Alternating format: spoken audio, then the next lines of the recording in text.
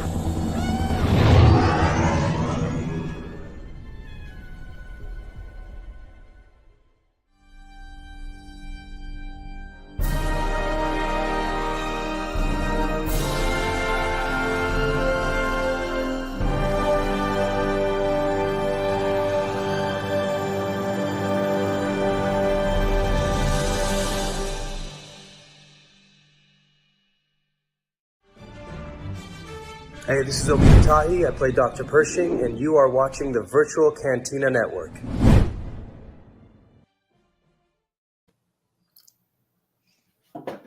Welcome, citizens of the Republic.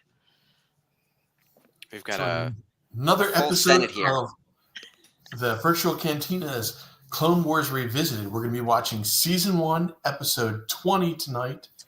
Ryloth, here we come. That's not the name of the episode, but that's just what I'm saying. It should be, We're right? just going to say that. It's fine. We're landing on Ryloth, which is amazing. Yay! Welcome, everyone. I hope you all enjoy our 4-up overlay over here with the whole crew. We have a special guest joining us again this week. Colin Fischer from Corellia Cosplay is back. Welcome, Colin. Hi, Colin. Thanks for having me, guys. Yeah, thanks. It was fun last week. Glad you wanted me back this week.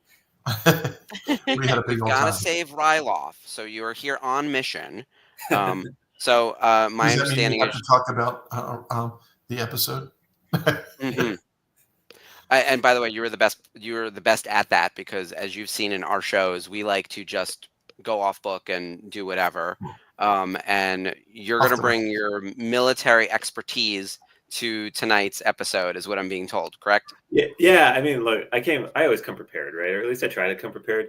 So I did watch the episode again this weekend, and I'm watching it, and I was kind of like pointing at the screen, going like, "Oh, I recognize this. This looks familiar." Now, I mean, I never saw combat. I never went to Iraq and Afghanistan. I'm not a ground pounder either. I'm an air guy. But there's a lot of stuff in here that just kind of struck me as real. And I wish we had a producer or something we could talk to from this early on, saying, "Hey, like, what were your influences? Did you guys have an advisor? What was going on here?" Because, it was really, really, really good episode. But I don't want to ruin it for you guys who haven't seen it yet or in a while. Well, Cool. it's been a while.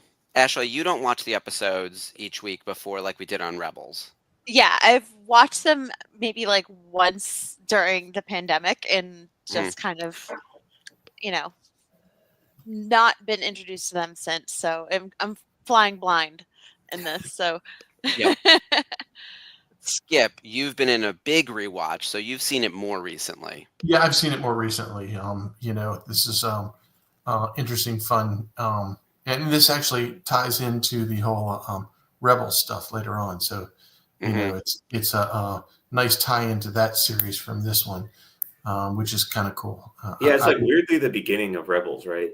And you could say that about last weekend because they had Y-wings, which means choppers in a Y-wing somewhere.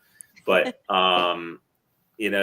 this is to me, this is the beginning of Rebel, like retcon. Nobody was thinking about it back then, or at least if they were, I would be very surprised. But they, this is, Hera talks about how she watched the Republic ships fly over, and that happens in this episode. So, there's little Hera in there somewhere, I'm sure. Mm-hmm. Hera, Chopper, the Syndulas in general, and we see more of this in Bad Batch as well. So now they are sprinkled out throughout 3 animated series, which is very cool. Yeah. It is definitely, look, anything Rebels related. We were saying that you and I were going to go back through all of the Star Wars content and find the Rebels connections at some point. I don't know when we're going to have time for such a side project with everything else going on, but after season 7. Yeah. Roughly 3 years from now, it's fine. Yeah, exactly. Have we counted up how many weeks, in episodes and weeks to get through it? Oh It's 80 man. episodes of the Clone Wars. So we're talking about, 2 years just about. But not only that, we're coming up on the end of season 1, and I think we talked about this when we started the show that we were going to go back and watch the movie, because I made that promise, I think, to Sarah and JB actually. Sarah, please tell your lovely, lovely wife we are going to watch the Clone Wars movie, and we will let her know exactly when, but it might be right after we finish season 1, which is imminently upon us. And then we were considering doing the micro series, and I think that might be a fun thing to do maybe after season 2, or Yeah. even in the in between of season 1 and season 2. I'm kind of open to whatever. Like, And it's not like they're like long. They're literally 2 to 3 minutes a piece. So Yeah, Well, they're and the fast. micro series is, it's been so long since I watched it. I'm trying to remember, how does that fit in, with, does it mess up the continuity with I don't think Clone it's Wars? canon. I think yeah, they removed it. Yeah, it's no longer canon. You're right about that. Yeah, yeah. But they've taken certain elements from those stories and retconned some of that information into canon, either through tales or books or wherever else. But they're a cute little time capsule of like what once was, right? Oh yeah, and the Did animation Adventures is come from that micro series? Sorry, I didn't mean to interrupt you, Ashley. Oh no, it's fine. Go ahead. Yeah, I Well, thought Adventures all came over from that Jeff. series. Yeah. I think, yeah, Ventress was definitely that's where they introduced her, and her character model didn't change too Yeah, significantly, they kept but it the the same. voice acting is wildly different. It goes from like Cree Summer, yeah, to it's which is unhinged, and I think all of the Fair. characters in the micro series are like wildly unhinged. It's like full chaos on display. We were talking about that last week with General Grievous and how like that character in micro series, that General Grievous is not to be trifled with. Oh yeah, Dave absolutely nails it. Like the micro series is Mhm. kind of its own thing. Star Wars Samurai Jack, and yeah, it's pretty violent and pretty brutal in some parts. So Yeah, it's wild. Also, let's say hello to everyone in the chat. Who we got with us hey, tonight? I see Dave. Hello there. Oh, there's Skip, General Kenobi. No. Good call and response. I can't tell you how many people say hello there to me, and I don't even say General Kenobi anymore because I'm like, what? It's very. And yes, stop Clone saying Wars hi to me. Revisited T-shirt. This is something about Anakin always making the wrong decision, et cetera, et cetera. You can get that on our T Public store. And JB is here. I'm scrolling down. Who else we got? You guys are too old to remember the TV Sherry. show Romper Room, and she would always go, Too and I old? see Come on. David and Mm-hmm. JB and Sherry, and I told you I was on an episode of Romper Room, right? Have we talked about this? no, we You have and not. I Yeah. have, yeah. Yeah, because like it's filmed in New York, and you can be on a whole. If you go for like the whole day or whatever, you could be on 5 episodes of Romper Room because they do like a whatever. But I'm in one episode as like Miss Molly teaching the class, and I guess there are episodes where there are more kids who just pop in for the day, and so at one point I have to like sweep with a broom, and we have to pretend to be robots, and it was actually around Valentine's Day because we had to put hearts up on the wall. Oh So it wow. was a thing. Yeah, I have it on video somewhere. I'll have to dig it up. Oh, that's definitely going to be a watch along. Yeah, absolutely. We found MVO on here. Let's go. Mm-hmm. All I can think of is that Office episode where Michael Scott is on the children's show, and he runs back to his mom's house, and they play it, and it's super sad. I don't know if you guys have seen that Oh, episode, but yeah, I forgot about that episode. yeah, Oh, sorry, that's all I can think of. There are some cringe-worthy moments in The Office that I can't even watch back. Like the Scott's Tots episode is Oh, actually I've seen great. that episode once. I can't watch it. No. Yeah, No. exactly. It's like I'll never watch it again. It's too No. horrifying. Yeah. oh, yeah. I Lonnie am says such a non-office watching person. Lottie says I always listened for my name, even knowing it would never ever happen. I know. I was Aw. hoping they would just mention me once on there when they saw the mirror. Oh Jesus! TV episodes we're thankful for. We can have Spencer watch episodes of Firefly again when he's supposed to watch the movie. There's so much lore behind all of this now. Which actually, getting into TV, we're thankful for. I did want to talk about some of the things in pop culture from the week, as we do on this show. We're basically do. your Monday morning coffee break, like what happened in the course of the week of pop culture. Right. We're gonna go around, but like Ashley had an event on Monday, which is why she wasn't here last week. So I Yeah. wanted her to talk about that. Skip and I both saw Captain America, Brave New World. Colin is traveling right now for an aviation related thing, which is very cool. And Yeah, I'm flying I think tomorrow. I watched all 7 hours of the SNL 50th. So between all of that, we've got a lot to cover. So Yes. let's go down and around. So Ashley, first explain your absence and why we should permit it. Explain yourself. Yeah. Yeah, I was dragged. Not. I don't want to say dragged. I was brought. Well, I drive. just told to drive to Boston, and Alan said he's not going to tell me where he's taking me until we were on the T, but then he remembered he doesn't quite know which T stops to get off at to get to said destination. So while we're driving up 24 North to get to Boston, he shows me his phone, and we went and saw my second favorite band, Phonogram, play the House of Blues in Boston. And he's not really a floor seat guy, but he got us floor seats. So we ended up getting there like 5 hours early before doors even opened. So we just wandered around a little bit in the cold, checked out the Red Sox Pro Shop. And then by the time we actually got in line, it was 3 hours before show, and we were the very first people in line. Wow. So it was totally worth it. We were right up against the railing. Killer show. Sarah and Josh always put on an awesome show. Unfortunately, she was a little under the weather, so she was drinking tea on her bass amp off to the side of the stage between songs. I give her credit. She absolutely slayed, even though she wasn't feeling well. So definitely check them out if you haven't already. I had the best time. It's posted lots of photos. If you follow me on Facebook, it's all there. But so good. Type it into the chat, the name of the band. And of course, Yeah. Dave wants to know who your first favorite is. I thought it Oh. was going to be Foo Fighters, but I think It is- he's right. It is the Foo Fighters. Yeah. It is? Yeah. Dogstar's a favorite. Definitely up there. Yeah, I have like a top 5 for sure. Yeah. And it moves. I love them. Like, it's me. I'm the same way. My husband convinced me to buy Beyonce tickets. Oh So my we're going to go God. see her at a stadium, and I've never seen Beyonce before, and I'm ready for it. But yeah, we run the gamut in our musical tastes. That's exciting. That was a great Valentine's Day. Yeah. Also, Valentine's Day happened. We should mention. Yes. So if anyone has Valentine's stories, so Skip, I know that your Valentine's was supposed to be Captain America plus something else. So start with Valentine's Day, and then let's come back to Captain America.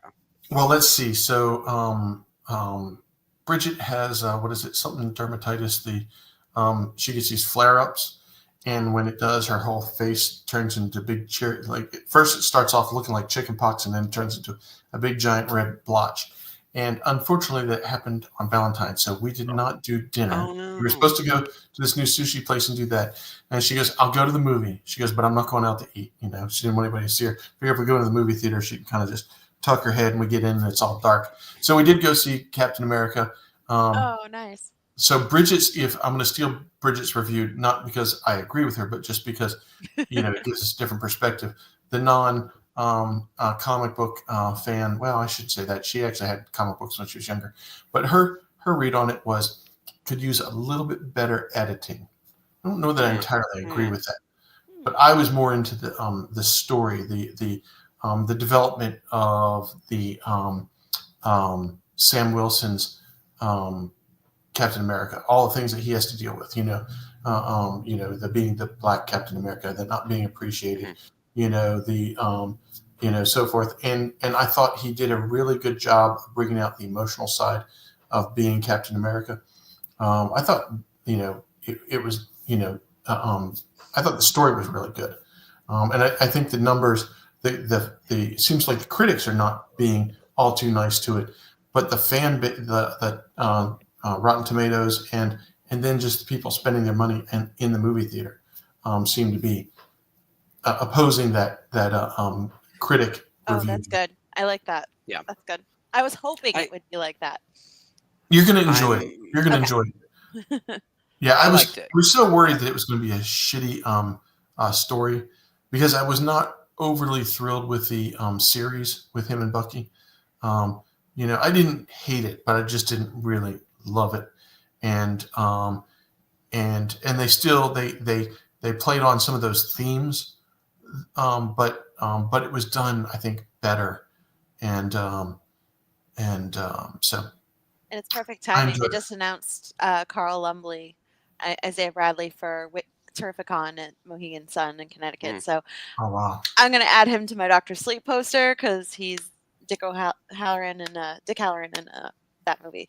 So that's right. Yeah. We actually have to talk about August as a thing. Don't let me forget because there's Terrificon, Boston, and Texas. Same weekend. I know All we're of going to those come back things. to this. It's a big Damn. problem, and the VCN is going to be in our own little civil war over this. So we need to talk about that in a second. Okay, so Sure. actually that's 2 for 2 on Valentine's Day. So actually, Colin, did you do anything for Valentine's Day? No, my husband was away, so I went to a bar by myself. So, Aw. but it was fine. We don't celebrate Valentine's Day at all. We made that decision very early in our relationship. Like, what do you want to do for Valentine's Day? I really don't care. I don't care either. So we don't do anything. Oh, That makes it easy. We stayed in also. Yeah. Yeah, we ordered in food from like not the diner, but like one of the restaurants in our neighborhood that we really like, and that was it. So Yeah. oh, Yeah, I mean, we made up for. We had pizza the next night. It was fine. Well, there you go. It's Worth but it. again, we don't celebrate. Look, Yeah. I believe very firmly that if I can't show you my love every third day of the year, then there is absolutely no reason to celebrate Valentine's Day. Highest of 5. Mhm. I agree with you wholeheartedly on that one. Yeah. It's funny. My wife came out and she's like, look, don't give me any flowers. I don't want any flowers. And I'm like, so I went, she walked back into the bedroom and I had to get my phone and find It's a Trap meme on it. And we go, look at this. And she goes, it's not a trap. It's not a trap. I promise. Aw. Well, we were supposed to go out Friday night to actually go see a movie that wasn't Captain America. We were going to go see Heart Eyes, that horror movie, or my Companion, because we love Jack God. Quaid, so, and we love horror. So that was going to be our Friday, but it was like sub-zero temperatures and this and that. And I had a very stressful week at work, getting ready for Toy Fair and everything else. And because we were going to the movies and we were going to have drinks and food at the movie theater like teenagers out on Valentine's night, I Aw. didn't buy Jason flowers. And so I got home and he's like, where are my flowers? And I was like, we just canceled our plans like 15 minutes ago. We were supposed to have been going out. Like I was going to meet you in the city. Aw. So yeah, that didn't happen. But we ended up still having a really lovely weekend because it was the SNL 50th and Yellow Jackets was back. So actually our Friday night was Yellow Jackets, Elsbeth, Matlock, Drag Race. We are the oldest of old women, let me tell you. Oh, no way. I love Elsbeth. You got me hooked on that show. Oh, It's good. chaotic and fun, and I obviously God. love Matlock. And Matlock is killing it right now. Let me Killing tell it. you. Oh, she's This is stepping the moment shade where this I'm week. like, I don't even care. I was like, it's on CBS. I watch all the commercials. So Yes. I'm all in. Absolutely. I'm enjoying the because Captain America was coming out this weekend. FX was doing the Marvel marathon. Yeah. I've been Okay. obsessed with those marathons. So I was watching explainer videos. So let's tilt in. So actually, Colin, remind everyone, one, you're in a hotel, which is why your Yep. lighting is a little bit off. Yep. You are traveling. What are you doing for travel right now? I'm on away? the docket. What's up? Why are you away? Why are you not at home? Yeah, so I'm on the docket to go fly 2 missions this week down here in Virginia, and so I live 2 hours from the airport that I fly out of. So if I have an early call, then I just get a hotel and stay down here because that way I have some ability to get some sleep before I go. Yeah, so we'll see. I mean, the weather's not supposed to be great for Wednesday, so I'm expecting Wednesday to cancel, but tomorrow looks pretty good. So looking forward to getting back to it. I've only flown once this year. And so it's my job. I should probably be doing it more. Yeah, no, that's awesome. I have Toy Fair coming up in a week, so that is my next big work event. But otherwise, it's sort of business as usual. I wanted to tilt to Captain America real quick because I also saw the movie. I also liked it. I thought it was a lot of movie is how I'm going to give my review, where watching all the explainer videos, they kept talking about watching Falcon and the Winter Soldier and make sure you watch Captain America and Captain America Winter Soldier and then the other Avengers items where Anthony Mackie pops in as his character. Civil War, yeah. Yeah, like there's a Ant-Man. few instances where Yeah. like here he is. What you really need to watch is the original Incredible Hulk movie because it's a sequel to that. So what should have been a clue that Red Hulk is the thing. Not the Eric but, like, Bana version, the Edward Norton version. Yeah, the Edward Norton Correct. one, right? Yeah. Yes. So that being said, it was one of those things where I was like, oh, this is a sequel from a movie from 15 years ago-ish. And it's a sequel to Captain America and this character taking on the role of Captain America, which, by the way, so going back to what Skip said about the series, I preferred Falcon and the Winter Soldier to this movie. Like, I preferred the TV show. Wow. I love that story of like what he goes through to become Captain America and having Russell Wyatt or Wyatt Russell as the villain, along with the Flag Smashers. Like, I thought they were cool. In this movie, Thunderbolt Ross doesn't feel like his villain, and I think that Giancarlo Esposito is like wasted in this role. Like, so there's too many things that just don't line up Wow. correctly, where they're sort of putting things in like, But like I the loved- movie's good. I still I want to go love see it. Giancarlo's. Yeah. Oh, he was great. I wanted more of him. He's like barely in it. Yeah, but that's it revolves around the relationship with Thunderbolt Ross Yeah. and Captain America. And you're right. I think out of all of those movies, if you never watched the Edward Norton Yeah. Hulk movie, you will be lost through all of this. It is probably the most precursor thing that you can watch to this, even more so than Captain America. I mean, you could miss Captain America: First Avenger, and it would not affect how you feel about this movie. It's more of a Civil War. It was probably after the Hulk. Civil War was probably important because of the relationship between him and Sam, and then a little bit of the Winter Soldier. Yeah. Just a little bit. Yeah. By the way, didn't you think that Joaquin Torres, the new Falcon, like steals the movie? And now I'm like, oh my God, give him a movie. And it's like, wait, you'll ruin it if we give him a movie. We just have to keep everyone as a sidekick because the sidekicks are the best ones. I love that. The new Falcon is He looks around amazing. and goes, nobody saw that. But, He's got the two of them had very good chemistry, which Anthony Yeah. Mackie had very good chemistry with Winter Soldier also. So and with Steve. So he's good. The movies are good. He's great. The movie's good. Yeah, you're right. I will take that. Maggie's great. The movie's good. There's And you want between Giancarlo Esposito's character and the Red Hawk, a little too much of almost too much of the bad guys to really get either one of them, deep into it. But I saw. I do want to say something from earlier that we were talking about before the show aired, and how like Harrison Ford was surprisingly good. He was my biggest concern about this movie because I really thought he was just going to be there, and it turns out he was actually really good. I'm shocked. They announced a teaser of his I thought he was okay. So I got they're playing this two emotions of a Thunderbolt Ross, and the back and forth between them kind of made me, like he wasn't all one emotion or another emotion. I don't want to say anything more than that. Anger is the other one. Yeah. He's calm or angry. It's very binary. Well, the Thunderbolt Ross or the I want to be the good guy or I want to be the good dad. Those two fought a lot in between. But yeah, I think he worked out good. I mean, I think John Hurt would have had a hard time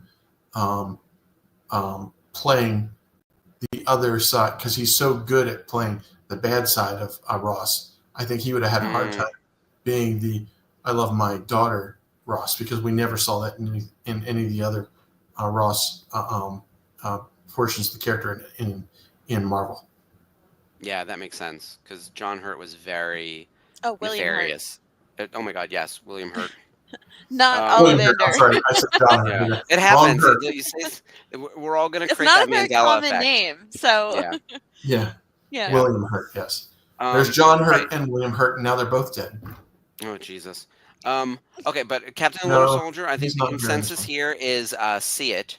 And I'd say see it on the big screen because I do think the special effects are good. Also, like I want this movie to succeed, even though it seems to be doing okay. So that's good news. Yeah. The other big pop culture stuff that I feel like really took over the weekend in a big way, and I was surprised. Like, literally took over the weekend was at the SNL 50th. There was about 7 hours of content just in those two specials. Plus, there's now a TV show that's going to be ongoing as like a documentary series, or that's airing on Peacock. Like, there's a ton of stuff. But the concert was Friday night. The special was Sunday night. And it was wild. And I thought the special, which I saw all of it, we just watched it live while we were home doing other things. I recorded it, so I have to really check good. it out. Oh, good. Highly recommend. I My saw favorite. Post Okay. Nirvana and I lost my damn mind, of course. Yeah. Because and Post Posty held it down. Malone. He was shockingly good. Again, Yeah. here's the thing, it kept surprising me because I was like, oh, the SNL 50th is going to be garbage and it's going to be a bad clip show of sketches that no one wants to see from people who are too old doing the things they shouldn't be doing anymore. And I have a big problem with that where you need to like let it go, right? Yeah. Every person who came back delivered. It was the kind of thing where I was like, oh, you're old and still competent. How exciting. And it was like across the board. And then even the new stuff really worked. Like Domingo, which is one of their newest sketches. It's But probably it's their breakout sketch hilarious. from the past year. Yeah. Brought And in all Gaga singing Dick in a Box was like that might have been absolutely my hilarious. favorite. Yeah. That whole medley was great. The Lonely Island Boys, but Mhm. the Domingo with Pedro Pascal, of course, you know, being in the Star Wars realm, Oh, he was yeah. there. Oh, boy, Adam Pedro. Driver was there. Like there were a few Star Wars Because people in the they've been the mix. most prominent ones in the last like 10 years.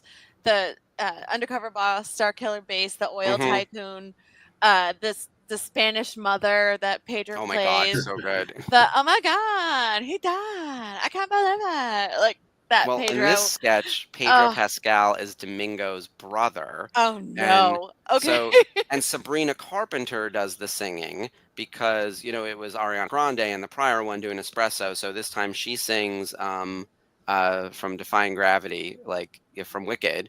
So it's Popular. very like meta. No, Oh, Defying Gravity from oh, Wicked. hilarious. So it's very like the lore just keeps building. And when Bad Bunny pops in too. So it's Bad Bunny, Pedro Pascal, and Marcelo all on stage, and Andy Samberg and Bowen and like a whole bunch of it was They got everybody. it Oh was my like 15 gosh. people in this sketch. So it was very, very good. Yeah. Highly recommend. Oh, can't Debbie wait. Downer returns with Drew Barrymore, you know, who's the youngest host ever, who gets Yeah. right up on Robert De Niro, like super close, like this close, being like, I'm a really big fan. And it's the kind of thing where he like pushes her away. It's great. Oh my gosh. So like she's in on the joke, obviously. They had Eddie Murphy. I saw Um, that as Tracy Morgan. yeah, as Tracy Morgan on Black And Jeopardy, which Black was Jeopardy. amazing. So good.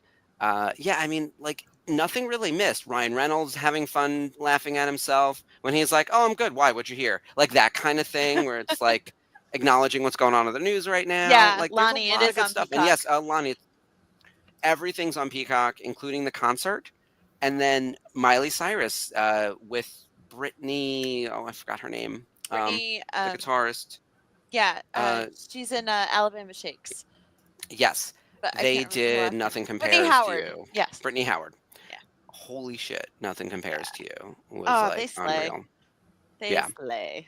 It was great. The concert, it was actually one of the better, even if you added in all the concert songs from Friday, like that musical performance on Sunday from Miley and Brittany was among the best. I saw Anna Gasteyer and Will Ferrell doing the church couple singing Kendrick Lamar, and I was in tears Mhm. because he didn't edit himself. And Yep. I was like, And Work Bitch was great too. Work Bitch is So great. yeah, there was a lot of good stuff. Yeah, Adam Sandler's song. So Sandler. Scoob, Adam Sandler's song was actually like really, like, I want to say sad, but like heartwarming. Yeah, it was a lot. But it was a great show. I highly recommend. So if anyone Was is looking anything else for, you kind know, of missing like Chris Farley in this too? Like, can you imagine? He would have been like 60 years old now. Oh, My friend does a tribute to Chris Farley on Instagram. Like, she's gotten to speak with his family and friends and do art based on him. And oh wow, she does this commemorative thing, and he would have been 60, and just him not being there for this, it's kind of weird. It's kind of like there's a little bit of a space there.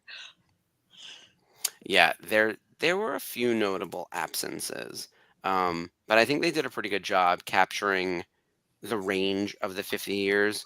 So, It's but good to there was see a lot Garrett of, Morris there too. oh yeah, He's so I mean, funny. one of the only remaining original cast members, or one of the oldest original cast members. Um, there was a lot of focus, and I don't know how accidental this was, but like the cast that includes Tina, Amy, Seth, Jimmy, like that 90s cast had a lot of screen time. Mm. And I don't know if I just noticed that because they're some of my favorites, because it was spread out, but like all of them seem to have had their own thing. And I think it's also because they're still working actors. They're not retired yet, but they're Right. also not still so young in their careers that they're up and coming, right? So they're in that perfect zone of like incredibly famous coming back as a one-time thing, you know? Right. I feel like that cast, though, for me, and maybe it's just because everybody says your favorite SNL cast is the one that you went to high school with, and that I went to high school with those guys. Mhm. But I feel like that was when SNL was really at its height in Yeah. popularity. I feel like it's waned since then. And I think Yeah. it dipped and then it came back up with the Anna Gasteyer, Will Ferrell, Jimmy Fallon, Seth Meyers, Amy Poehler era, and then it kind of like 2008. I think the wave crested and it kind of went back down. I don't See, know. I'm old enough to remember Eddie, Martin, you know, Mhm. Chevy Chase, you know, and Gilda I thought, Radner. Yeah. and Dan Aykroyd, and I thought that was the height of their popularity. Mhm. You know, Yeah, so then- I think everybody thinks the height of their popularity is when you watched it. You know, I was never a Yep. huge SNL. My wife likes SNL more than I I do too. I love that show. and so she's watched it more of the recent stuff. Mine is like, you know, oh yeah, when I was in high school watching it, and Steve Martin and that whole crew, that you know, Eddie Murphy doing Gumby. Mm. You know. I liked when I've he seen was that. the like bad equivalent of Mr. Rogers, like not liking you know, people knocking on his door. Mr. Rogers Hood. Yeah. That show used to be really subversive. And I think now it's a lot tamer, but the humor also changes over time. And I actually really love they did this in memoriam segment to the things that aged poorly on the show because they brought out Tom Hanks, and I thought he was doing like the legit in memoriam, and I'm like, oh, that's gonna be so sad. So many people died, especially so young. And he's like, these are the things that like have aged poorly and are dead to us now, but you guys laughed, so who's really canceled? And it was like misogyny and gay panic and racial stuff, and like I forgot the like amount of things. And I'm watching this and I'm like, oh my god. Also, it was all mostly hilarious, but like really in poor taste. But there was a lot, and they were like, Oh man. yeah, there was blurred stuff for like bad makeup, facial stuff, right? So you have to think like the show's been on for 50 years. The tastes change. Civil rights has happened in that time. Yeah, there's a So. lot of that too. But like a little bit. the stuff with the women in the 70s, and it's like, oh my god. Yeah. But yeah, it was interesting because it was like a time capsule. Of course, it's their own people writing their own history, so it's very revisionist and very positive. So even that was coming across as like, look at how much we've evolved. And I'm thinking like, I think we knew better in some of these cases while it was happening, but still, you know. For sure. Either way, I thought it was great. I highly recommend. So for anyone who is looking for something to watch this week, aside from the usual Friday affair of Drag Race, Elsbeth, Matlock, you now have 3 Elsbeth hours. and Matlock are on Thursdays, but we watch it. I watch them on Fridays because Yeah. I guess I watch it on the app. I'm looking forward to Reacher coming out on the 20th. Yeah. Okay, Yes. Alan Richardson. Why is he not in a DC movie? I know he was Aquaman on the CW, but he looks Yeah. like a completely different person now. He's not only like a grown ass man, but like he's 3 times my size. Yeah. He needs to be in a DC movie and Give James Gunn some time. He'll work it in. he would have been a good Booster Gold. Like I keep coming Not back to like too he late. should have been Booster Gold. Not too late. Yeah. You've said this before. Yeah. It was going to be him or Nathan Fillion 20 years ago. And So- he is. Oh my god! Did you see the Nathan Fillion Valentine's Day thing for Guy Gardner? That was so funny. I saw the Super Bowl with the bowl cut. Yeah. Oh, that's what it is. Yeah, the bowl Yeah. cut. It came. I saw it on Valentine's Day because it's The only bowl I need. the Yes, only bowl exactly. I knew. He went to his head and he was like, Dave O'Neill wants to make Alan Richardson Batman.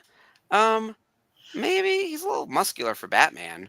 Batman is supposed to be muscular. Batman is supposed to be muscular. Batman's supposed to be a martial artist. He should be a little leaner. No, he's Right? actually supposed to be.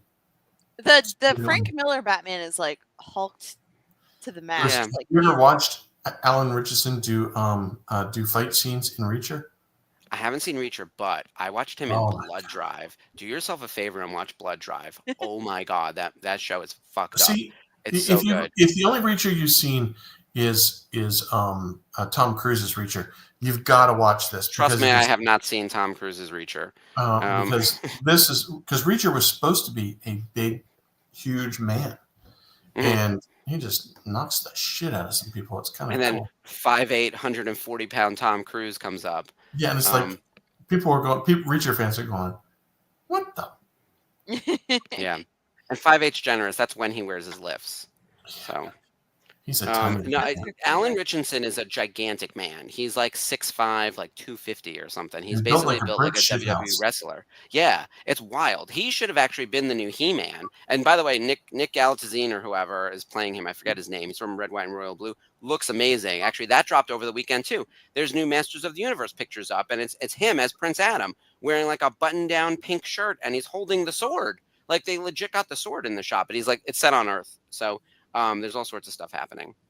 I do want to put this up on the screen from Sherry, that Nathan Fillion and Gina Torres are going to be at Emerald City, and that is Seattle, I believe. Yeah. I can't believe it. I'm so mad because I love my Firefly, as you know, and I already have a few autographs from cast members individually, but if I were able to get the entire cast, that would be worth going to and making it a thing. Marina Baccarin canceled, but everybody else is going for at least 2 days. So frustrating when one of them is missing because now you have to chase Maria for the rest of your life. That's the kind of thing where it'll make you crazy. I'm still chasing. Meanwhile, go ahead. No, go ahead, Skip. Who are you chasing? What's his face? Freddie.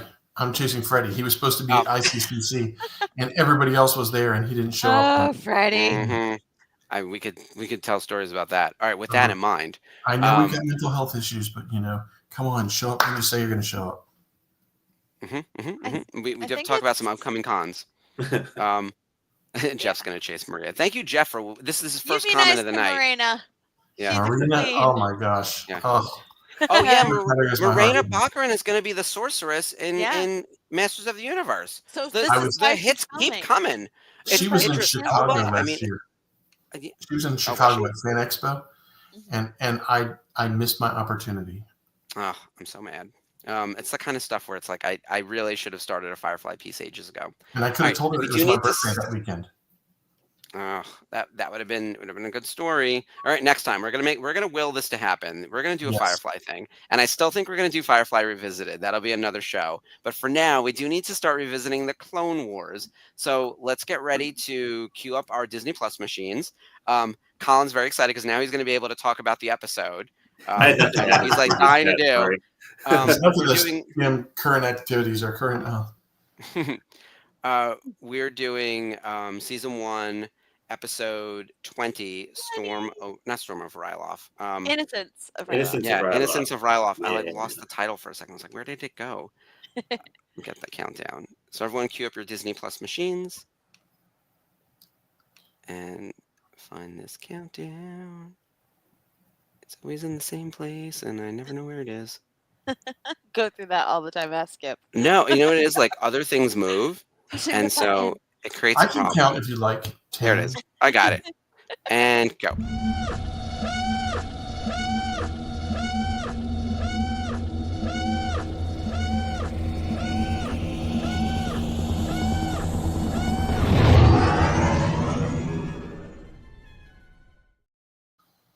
Dun, dun, dun, dun, dun, dun.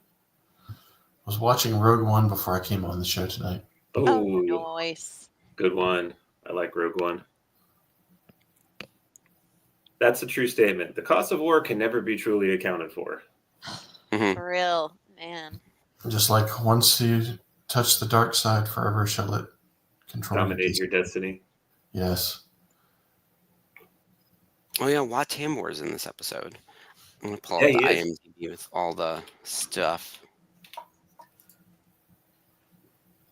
Back in the day, there would have been a Google Doc with a description and a list. Oh my God, we didn't put up the title. Well, I guess we could do this now. Colin, I was watching a documentary on surviving Black Hawk Down. Oh yeah.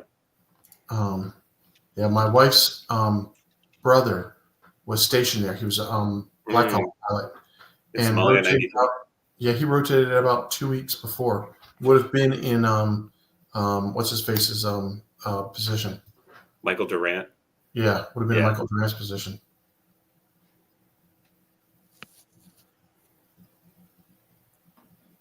Those droids remind me of like Ninja Turtles. I'm sorry, I can't Well, help when it. he's talking, he's always got to spin his mechanical nipples.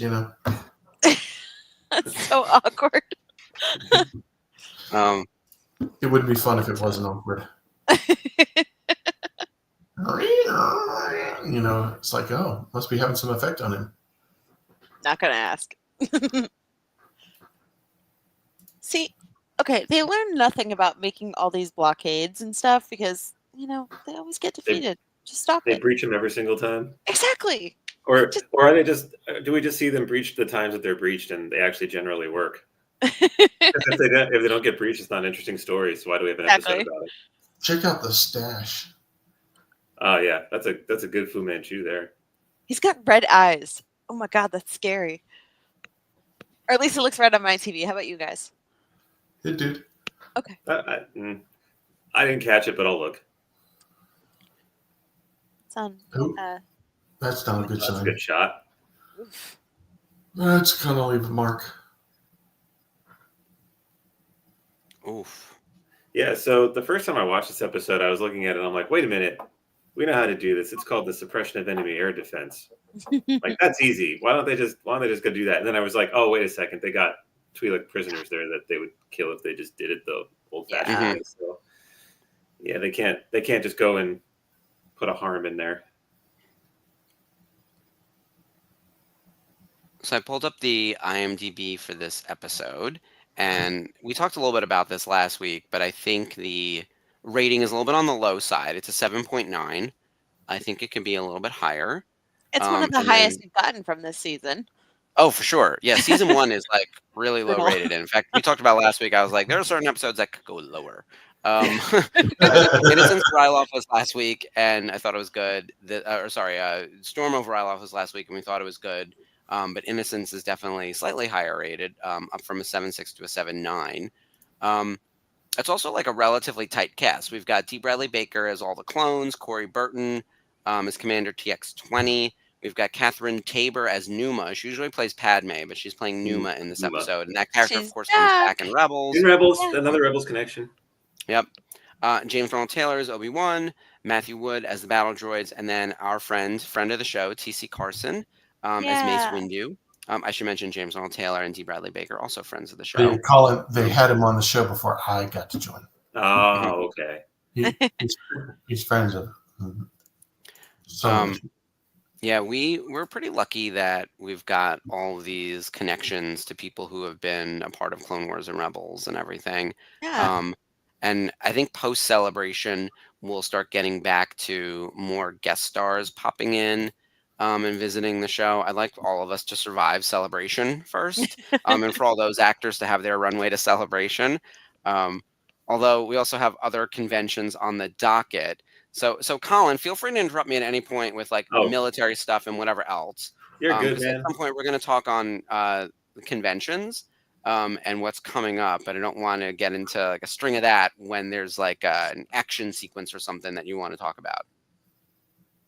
He just threw a grenade and it bounced off the wall. Like, don't you? Okay, there we go.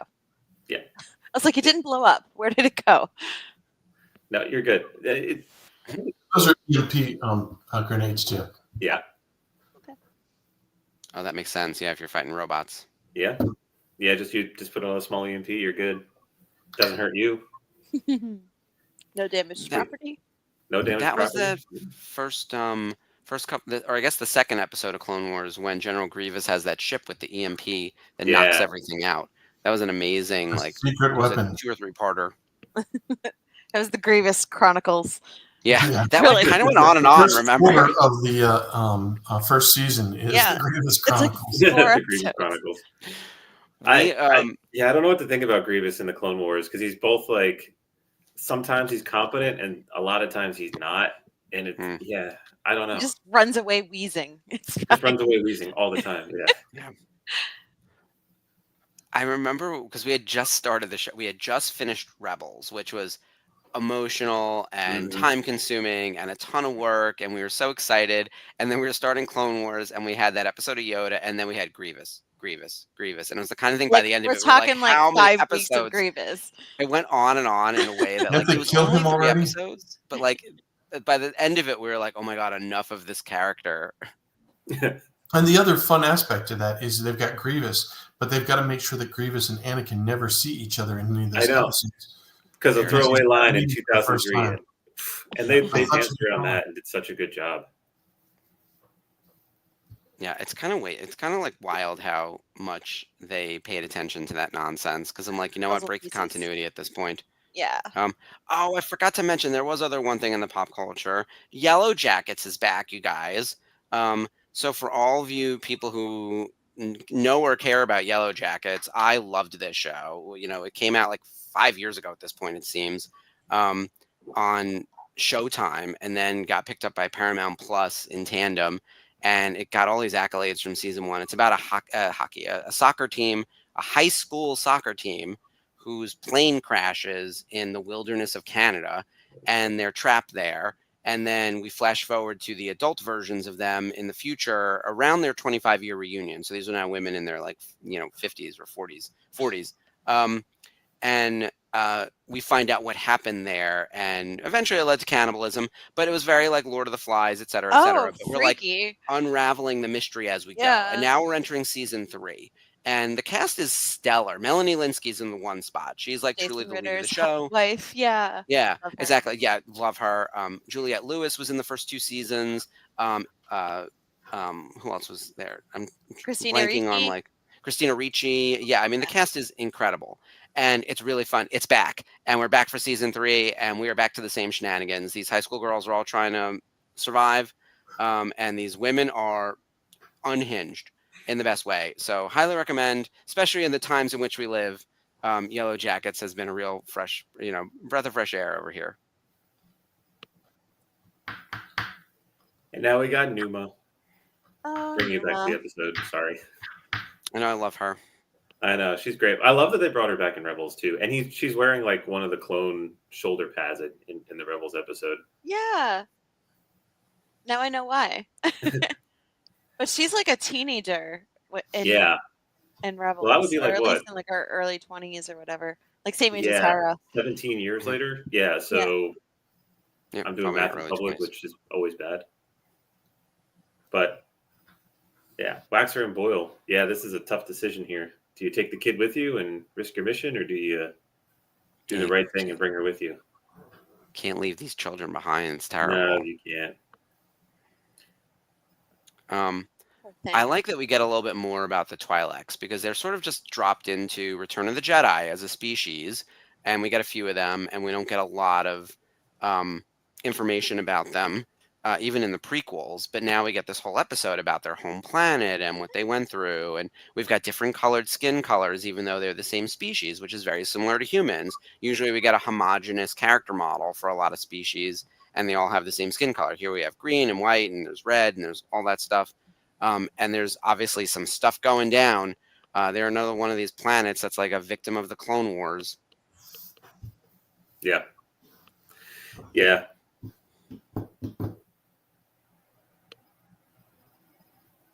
She's marching like a military soldier. It's so cute. Dave is like He is. alive. Set up, payoff. Mhm. I do like I how think- Waxer just takes to her just right away. Yeah, Like absolutely. something turns on in his brain. One of the things I think the Clone Wars and in general Star Wars does well is stuff like this. Like there's a group of subjugated people. What is the right decision? How do we help them?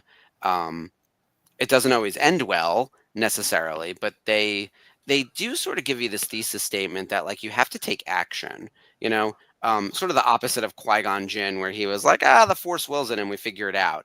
Like there's a much more active approach to Hello, like, Shmi. these people are, yeah, exactly. Like these people are Stay being first, imprisoned. Mr. Hicks, come over here. It's Hicks needs that some time petting. in the He's like- show where our cats demand attention. Yeah. It's a He's weekly got thing. the claw. He's doing his clawing like this. It's kneading, but it's with the nails. And I'm like, Ooh. okay, I have, you're going to This find the bucket blood. traps me with one claw on my arm. He just needs like too much love and attention. And let me tell you, if I'm on my bench he thinks that I'm going to be benching him. And I was like, that's not much of a workout, Mr. Hicks. That's not how It's not it enough. works. It's not enough.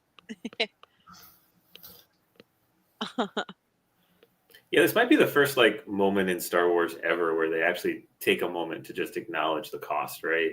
Yeah. Like, it's glorious, and we can celebrate it, and we can have John Williams music when the good guys win. But at the end of the day, people like Numa have to pick up the pieces, right? Mm-hmm. So, and I think she's got to deal with it. And we see that really brought to life perfectly in Andor. That's why I'm so excited for that show to come back. By the way, for everyone in the chat who isn't aware, I'm sure everyone knows, but every Thursday we've got our watch along happening. We're deep in Andor season 1. We're already up to episode 5. Last week we had Chris Bartlett on as a guest to do episode 4. So we're making our way through, and by the time Celebration hits, we will be live for Andor season 2, which is crazy. We're like 2 months out for Celebration, which is wild. And Bix herself, Adria Adona, was at the SNL 50 with her boyfriend Jason Momoa last night. She's dating Jason Momoa? They're together. Instagram official. He had a moment in the SNL special. He had like a tiny shout out. There was a moment where they were trying to acknowledge everyone in like a very, very small way and sort of a quick fire kind of Amy and Tina bit. And Jason Momoa was name dropped and popped up for a second.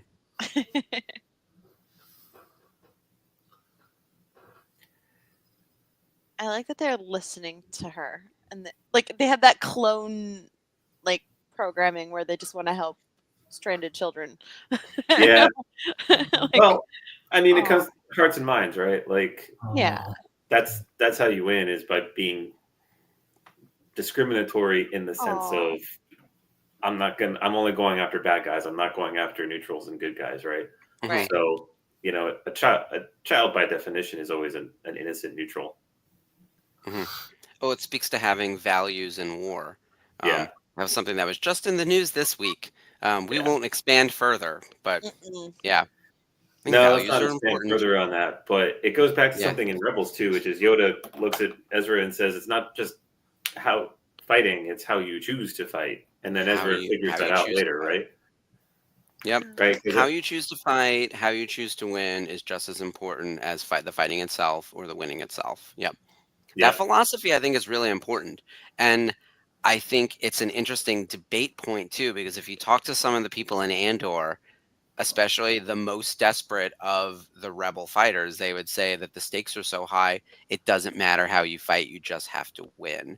And I think I would love to have that debate with someone, because there are circumstances where we're going to sacrifice our morals in the short term for a longer term situation, right? The end justifying the means. These are like excellent points of philosophy that Star Wars is throwing at us without explicitly saying, please prepare the term paper on this topic. Right. Well, that's the point of the Saw Gerrera character later is, he is such an extremist that he can't look past the next campaign or the next battle, right? He just wants to put as much damage as he can. He's not thinking strategically. So, when Ezra has we have to choose how we fight too, Saw. We can't just leave this Geonosian to die. He's like, why the fuck not? And I was team crack that egg, let me tell you. Yeah, you were. I remember live. I tweeted out back when I still used Twitter, #crack that egg, as the episode was airing live, and of course I'm like a licensee, so I'm like got a decent following on Twitter, and we were all just sort of engaged in the episode doing our Friday Night Rebels watch along. And one of my Twitter friends just messaged me privately being like, "You're a monster." I was like, it's an animated insect. Everyone calm down. But Kanan Jarrus dying. Oh, he's just an animated character. No. I know. The feels are there. So this episode really is reminiscent of Aliens. When the little blonde girl is leading them down through all the holes and keeping them safe. It's Malone likes the sci-fi horror. Yeah, still a little theme. And Obi-Wan gets to do Obi-Wan things. Yeah. This episode also reminds me of a couple of episodes of Band of Brothers. So I'd really love to know, because Band of Brothers came out before this. So I'd like to know if this was influenced, because they got the kid eating chocolate, which is a major plot point, and then they got to take out the gun that's taking out the troops on Omaha Beach. Oh man. And that's kind of the mission that Obi-Wan is on here. So yeah, I'd like to know how much of an influence that miniseries played on the Clone Wars.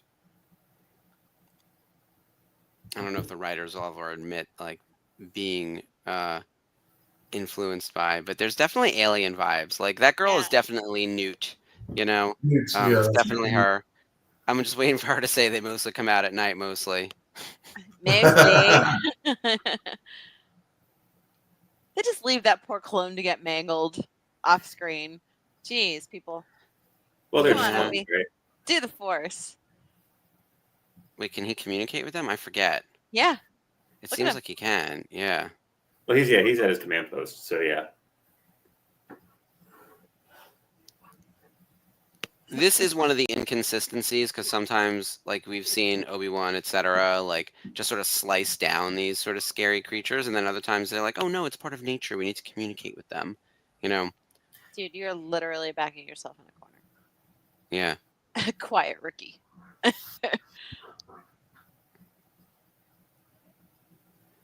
First, Cody's gonna point at it. Then you can shoot it. Well, you know, they would have briefed it. They know what they're supposed to do. This sword is your life. Or this weapon. This weapon is your life. This weapon is your life.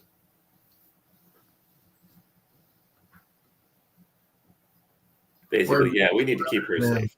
And they come out of the sewer, just like an alien. Yep. Look, also everything ties back to Alien and Aliens, right? The greatest sci-fi movies ever made. Like, they define the genre. Horror and sci-fi put together. Mm-hmm. They keep advertising Alien Earth, too. I'm excited about that, okay? I didn't love Romulus. I thought it was fine.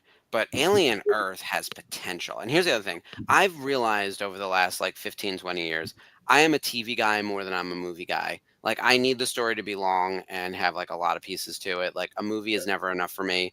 Like, I was saying, Firefly is infinitely better than Serenity. Like, there's just more you can do with everyone, right? It's one of the things about Star Wars that I love Rebels so much. I've got 4 whole seasons. One movie's not enough. I'm ready for Alien Earth, and because they could do so much with that. Like, it's unreal. So speaking of one movie not being enough, what did you think about the preview for The Accountant 2? The what? The Accountant with The Accountant? Oh, you've never seen the movie The Accountant? No. With Ben Affleck? I have very mixed feelings about Ben Affleck. He's kind of a fixer / Oh, this assassin. nonsense. Oh, John Bernthal. All right, look, if Ben Affleck and John Bernthal have some screen time together and maybe they're fighting, I could get behind that. But otherwise, They're here's brothers. my They fight concern. together. Ben Affleck and Anna Kendrick are going to be love interests, and he's 25 years older than her. So this movie can fuck all the way off. You could tell already where that's headed. I will say though, and my dirty secret is I'm the kind of person who thinks I could fix a Ben Affleck. I'd put up with all his nonsense. He's so hot. I don't even care. Oh, you're a drunk and you gambled away all of our millions. I don't even care. We've all seen Gone Girl. All right, so I have a question now in this episode. I think there's a story logic thing. So they sent Obi-Wan on this mission to take out the anti-aircraft battery with no explosives. Was he supposed to capture one and do exactly that? He was just supposed to force crunch it all. Force crunch. There we go. I mean, yeah, I don't. That's a story logic problem for me. Maybe it was that venerator that got blown up. Okay. Okay. Possibly. Well, remember we have one more episode to go. We're still saving Ryloth. We haven't even met the Syndulas yet. No, we haven't. Shem Syndulla. Cham will be in the next episode. I'm trying to remember who Save plays. the baby. And I love that moment where Obi-Wan's like, "No, you can't see that." And Numa's just like, "No, I'm watching." It's Robin Atkin Downs who plays Cham Syndulla, and he comes back for Rebels as well. I got him to sign autographs for us at Topps, which I was very excited about. I bought a mystery box at C2E2 from SWOW, and I got him and Eleni, the woman who voices Eleni, on a Bad Batch picture of Eleni and Cham. So It's that was very really cool. cool. I cried. I was like, "Yay, Syndulas!" And the thing is, we appreciate that. Like that Yeah. box was meant to end up in your hands. Yeah. So yeah, that's very cool. Anybody else get goosebumps when the Republic ship flew over because they're Yes. like, oh look, it's the beginning of Hera. Mhm. We also have to get an ETA on Chopper. Yeah, where's Chopper? I think Okay. Chopper goes down in the next episode because that's where they're attacking the city. Spoiler alert for anybody who hasn't seen it. But it's been long enough. Yeah. And they crash into Cham Syndulla's house, which is in that city. So he's in the Y-wings in the next episode. He's there. The Retcon, arrival but- of Chopper. Yeah. Yeah, That's where Hera finds him. Oh, they're just punching the droids. Star Wars is nothing but a series of retcons. And yeah, the Clone Wars was a throwaway line in 1977, and we built an entire series of lore over it. So, well, if they would just release the stories in order, maybe they wouldn't have to retcon things so much. you know my take though, for anyone working on a special Star Wars project or something, chronology does not matter. Like this is a fandom that will watch something that's episode 7 before they watch episode 2 and not even blink twice. No. I watched Rebels before Clone Wars. That's what I So did I, forgot to though. mention that earlier. Yeah. I mean, look, See, I got into Clone Wars after Rebels because I was in flight school when Rebels came out, and Rebels was always the stuff that I wanted to see. Mm-hmm. So I watched Rebels, and I was always of the opinion like I'm not watching cartoons. And then I watched Rebels, I'm like, no, this is pretty good. So I went back and Damn good, yeah. yeah. And of course, the last season hadn't come out yet. And then I was like, damn, Clone Wars, good show. And to the point where I had a buddy on deployment who was a Star Wars fan, and he spent like 6 months or something overseas. He's like, I want to watch Clone Wars. I'm like, yeah, you should. And he came back. He's like, oh my god, what have I been missing? So, yeah, Clone Was Wars. it before or after season 7? After season 7. So, oh, so he got the full effect. he That's got the awesome. full effect. Nice. And we didn't get that. But yeah, I mean that episode's good. There's a reason. On a different podcast, there's a couple of veterans, and one of the guys cosplays as Waxer because of his relationship and his experiences, and he had with the kids overseas and in the theaters of operations. That's so cool. Yeah, so it there's a reason this episode hits hard with people who went and did that sort of work. Is because it just strikes. It's just very real. Like you build the relationship with the people over there, partially because it's your mission, partially because that's how you get the job done, and partially just because you're a human freaking being. Yeah. And they're also human beings. So, yeah, very. I really want to know who was advising them on that episode, because obviously you're not going to encounter 6-foot bug monsters over there, but the rest of it was pretty relevant, I think. Mhm. Although I really want to know why they didn't give Obi-Wan munitions if he's going to destroy something. I feel like because they're was an oversight. so Somebody missed the uncivilized. Just saying.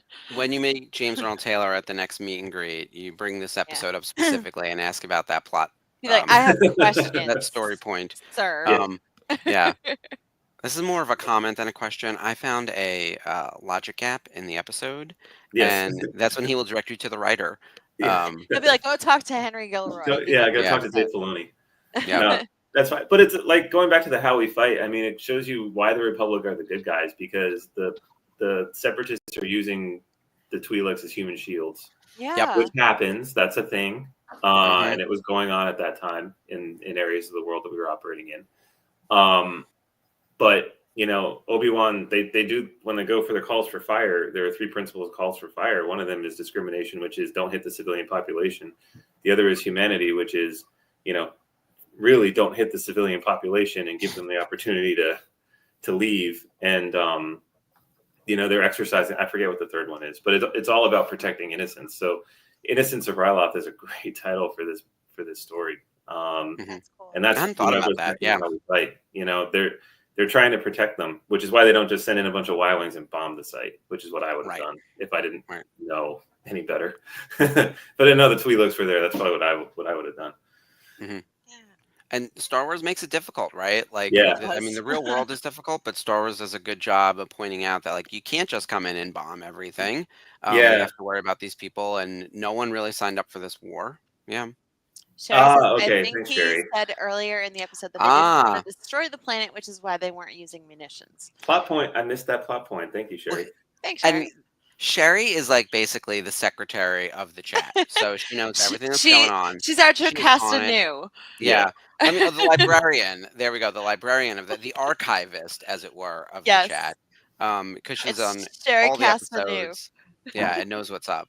Yeah. And she also knows what's going on in the con scene as well. So, and which is actually what I wanted to loop back to now that we made it through Oh. the episode. So let's talk August real quick because there's like a lot happening. So Ashley, you are going to be at Terrificon in August. Tell us about that. So I'm hoping to double up for that one. I haven't like officially like sent in an application for Terrificon yet, but I'm already in at Fan Expo that weekend. Your So Fan Expo. Okay, that's what it is. Alan's going to do at least one of them for me and Mhm. just run that show for the day. And I also just got into Wicked Comic Con. It's a one-day show in Boston. It's Saturday, April 19th. Oh, that's awesome. So That's it's much 10 to sooner. Okay. 5. It's at the Seaport Hotel. It's Oh, cool. really cool place. It's just one day. Fantastic shows, very comic friendly, very art friendly. A few celebs, but yeah, it's keeping the art alive. It's the people who used to own Boston Comic Con before it was sold to Fan Expo, and they just kind of restarted. So That's yeah. So awesome. I will be all over the place. So that weekend in August and that day in April. So Well, you'll have to put that up on all your socials Yeah. and share it in the channel.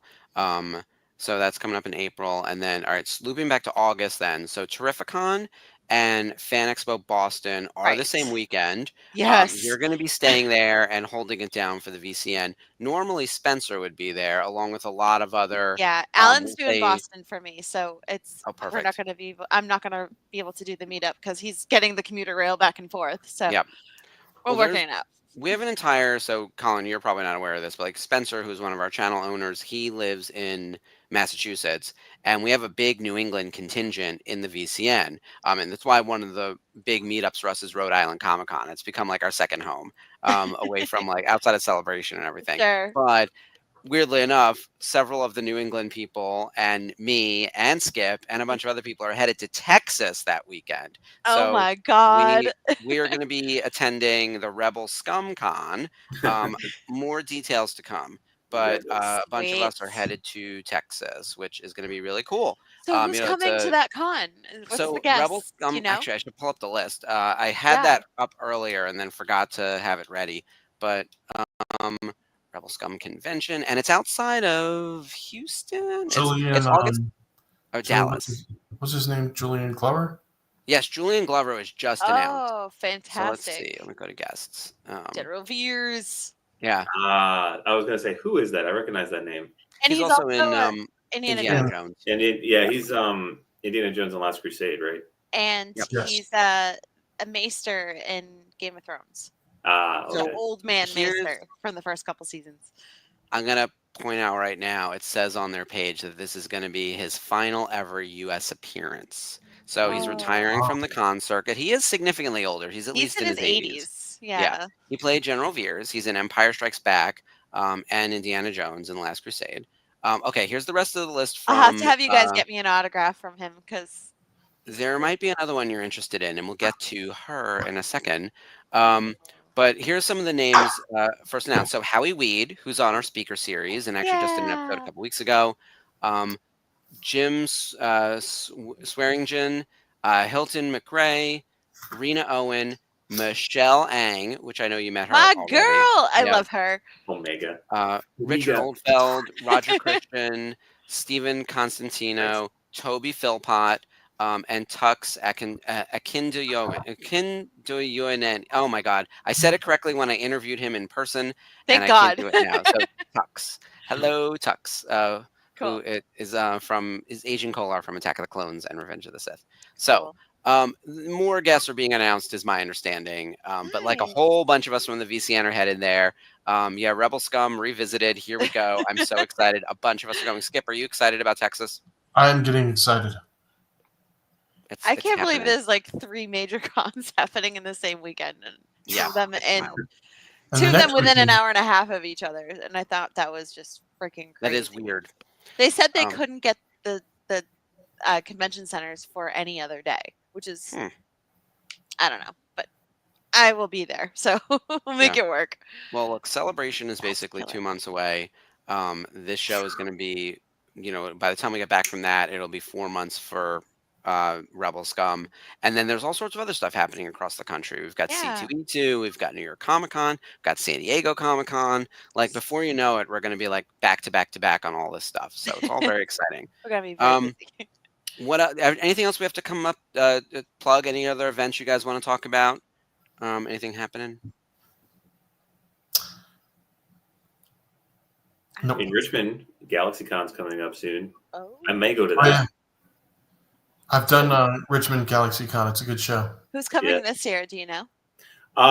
I know Jason Isaacs will be there. I think I saw Jonathan Frakes will be there. So cool. So, yeah, it'd be my first convention if I go. So You looking have forward to it. meet Jason Isaacs. He's so nice. I've heard nothing but good things. Yeah, He's so funny, and he's our Inquisitor, so we gotta go say hi.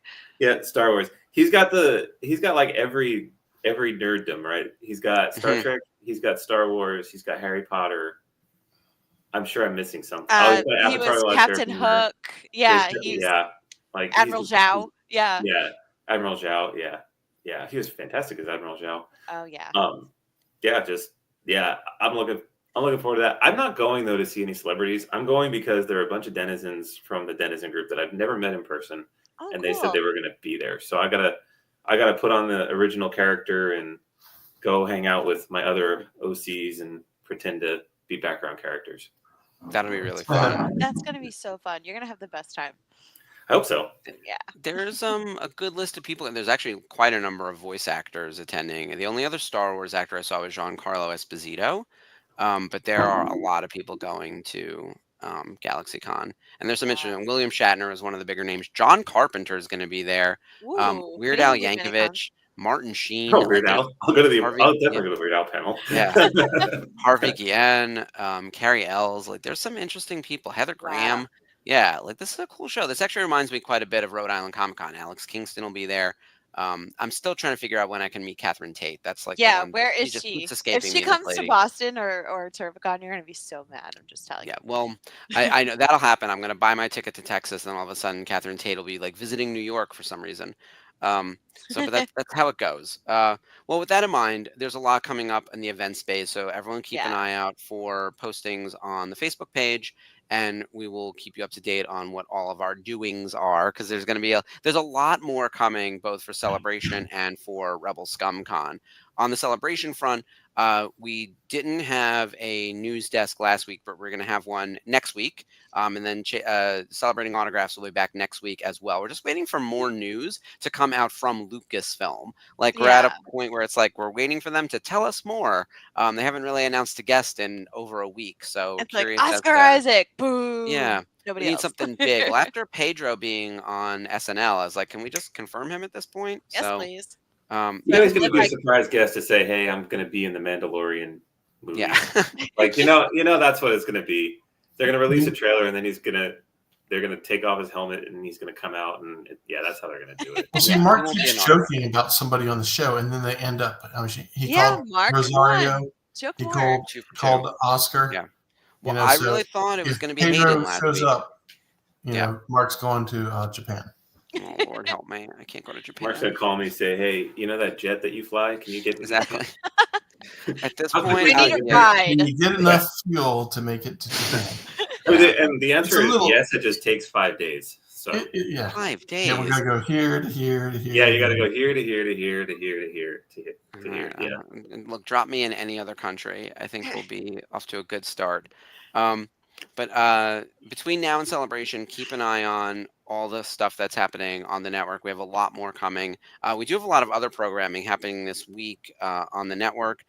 We've got Daughters of the Galaxy coming back on Wednesday. Asher, you guys are holding out the topic for Wednesday at the moment. Yeah, Jamie is her house has kind of been hit with a really nasty flu, so we're kind of waiting and seeing how she feels on Wednesday, and she may need a little more rest. I know Sabine is really under the weather too, so we're just kind of waiting and seeing on that. If we do not have a new show, we will be sure to pick a really cool episode to rewatch. Yeah, we've got quite a few that have not been replayed. Yeah. And then Thursday, we've got the watch along for Andor Season 1, Episode 5. The Speaker Series returns on Friday with special guest Toby Philpott, who will be at Rebel Scum Con. And then we've got a new episode of The Unifying Force on Sunday. So it is a packed week as always. And then next Monday, we finally meet the Syndulas on Liberty on Ryloth. So we'll be closing out our Ryloth trilogy, and then we're on to the season finale of Clone Wars. Season 1. Skip, can you believe we made it? Like, when we started, I was like, oh crap, season 1 is so long, and here it's we are. so long! See, and Skip, you've made it through an entire season without having to push any buttons. Yes. Oh, the season's not over yet, right? Pushing my wife's buttons. For all sure. week. I was pushing my wife's buttons before I came on the show. Yeah. She's gonna make you learn. She's gonna be like, "That's it. You go learn Hopefully she StreamYard." didn't hear that, because then I will be paying for those buttons that I pushed. She's gonna make you take a training session to learn how to produce. She'll be like, "That's it." Well, with who's ever staying behind in America during Celebration probably needs to figure out how to do like the very basics on the off chance that something happens to one of us in the short term, right? The only I think the only have- night I won't be able to do it is definitely the Saturday for the con. So Saturday, yeah. But, I think yeah, I'm good. I think I'm actually like technically available all the days, but I just have to make it so that I'm not on 5 straight days in a row. I'll die. exactly. Yeah. I'm sort of dealing with that right now at Toy Fair. I was like, I can't do all of that, and not have a day off somewhere in the mix with those shows are exhausting. Yeah, so actually next week is the 24th. Okay, I'm good then. It's the following Monday that I've got Toy Fair, but oh my god, that's the finale episode. We'll figure it out. But either way, I'll be back next week. Yeah, and Sarah and I will be there. Yay! Yay. Exciting. Thanks, JB. All right. Thank you everyone for joining us. Sherry for being our archivist as always. For Jeff, I like the fact checker. That's actually Sherry. You can also be our fact checker. New. You kept me straight on that episode. I apprate it. She knows what's up. I missed a point of intelligence. Well, you know what it is? We're never watching the episode. That's like we're all just like. I do like tonight was like, hearing Colin's perspective on like actual warfare and how innocent civilians are written into this show as it accords to like real life and a war zone. And that was it's something you kind of take for granted as like, oh, I'm watching a cartoon, I'm watching a kid's show about Star Wars, it's space. But again, the relevance is there, especially nowadays with everything going on in the Middle East and in Ukraine. So yeah, we're constantly at war. It's just like unending. Yeah. Well, hopefully that will get resolved as well. Sherry brings up another interesting point. Oh, Ghost Battalion. And the name of the ship that Hera flies. She did say in the beginning, pay attention to what that battalion was known, what it was called. And I intended to listen, but we were having too much fun talking about other things. So yeah, exactly. Sherry, you're on it. Love it. Us talking about other things. We're gonna start calling you Jocasta Ellsburn because keeping us absolutely. Wow, my mind is blown right now. Thanks, Sherry. That's so cool. Well, we got one more day to spend on Ryloth, and then it's off to the Senate. And then, do we think we do the movie or the micro series? Can we just do the micro series? Micro series. I don't want to do the movie.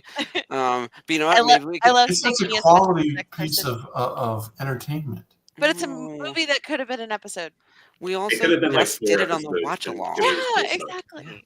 Yeah. Exactly. Sorry, I said it. We'll have to. Yeah, we'll figure it out. All right. Well, thank you everyone for joining us this week. We had a great time as always. Thank you, Colin, for guest hosting this week. We appreciate it. We will be back next week for the finale of the Ryloth arc. Till then, everyone have a fantastic week ahead. And as always, long live the Republic. Bye, guys. See ya.